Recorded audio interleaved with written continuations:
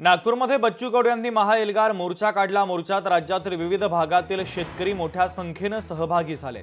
नाशिकचे शेतकरी गळ्यामध्ये कांद्याच्या माळा घालत बच्चू कडूंच्या आंदोलनामध्ये सहभागी झाले। कर्जमाफीसह विविध मागण्यांसाठी आता शेतकऱ्यांचा हा एल्गार आहे। मागण्या मान्य झाल्याशिवाय मागे हटणार नाही असा निर्धार या शेतकऱ्यांनी केलेला आहे।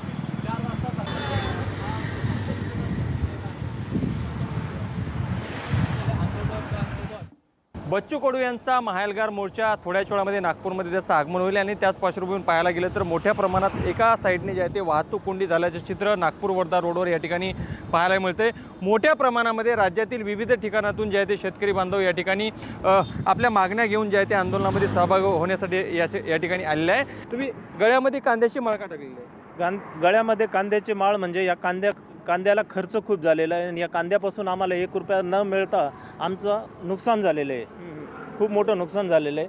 मग ते नुकसान झालं आणि वरून कर्ज भरायचं आहे, त्यासाठी आम्हाला कर्जमुक्तीची गरज आहे। शेतकऱ्यांवर ज्या अवकाळी पावसामुळे म्हणा किंवा मग शेतकरीचं सरकारचे जे शेतकऱ्यांबद्दल जे धोरण आहेत हे सगळे चुकीचे धोरण आहेत। कांद्याला आज आम्ही एवढा खर्च केलेला आहे, ज्या प्रकारे आम्ही आज कांद्याला खर्च केला आहे त्यामध्ये आमचा खर्च देखील निघालेला नाही आहे। खर्च निघालेला नसल्यामुळे शेतकरी खूप अडचणीत आलेला आहे। त्यामुळे जे कर्ज झालेले आहेत आमच्यावर ते कर्ज आम्ही फेडू शकत नाही। आज आमच्या परिवारामध्ये परिवार पोसण्या इतका सुद्धा आमच्याकडे पैसा नाही आहे, तर कर्ज भरण्याचा तर प्रश्नच येत नाही। तर कर्ज भरण्याला आम्ही प्रवृत्त आहोत। आम्हाला जर आमच्या शेतमालाला जर भाव जर चांगला भेटला तर आम्हाला कर्जमाफीची गरज पण नव्हती। पण आमच्या सरकारने इतके चुकीचे धोरण आहेत की आम्हाला जर आमच्या पिकाला भावच भेटत नाही आहे तर कर्जमाफीशिवाय पर्याय नाही सरकारला, हे आमचं म्हणणं आहे। परत अवकाळीने आम्हाला परत त्या संकटात ओढलं आहे। आमचे कांदा बियाणे खूप लाखोचं नुकसान झालेलं आहे। त्याच्यामुळे आता आमच्या हातात जे होतं ते पण टाकलं, आता काही हातात राहिलेलं नाही। म्हणून आम्हाला 7/12 हा कोरा झाला पाहिजे आणि आमची कांदा लागवड MRGS अंतर्गत घेण्यात यावी,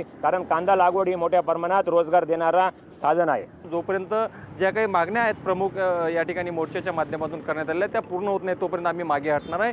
पाऊस वारा काही जरी आला तरी आम्ही मागे हटणार नाही असं थेट या ठिकाणी जे आहे ते पवित्र आता शेतकऱ्यांनी आणि मोर्चेकऱ्यांनी घेतल्याचं या ठिकाणी दिसून येत आहे। लोकशाही मराठीकरता मी ज्ञानेश्वर पवार, नागपूर।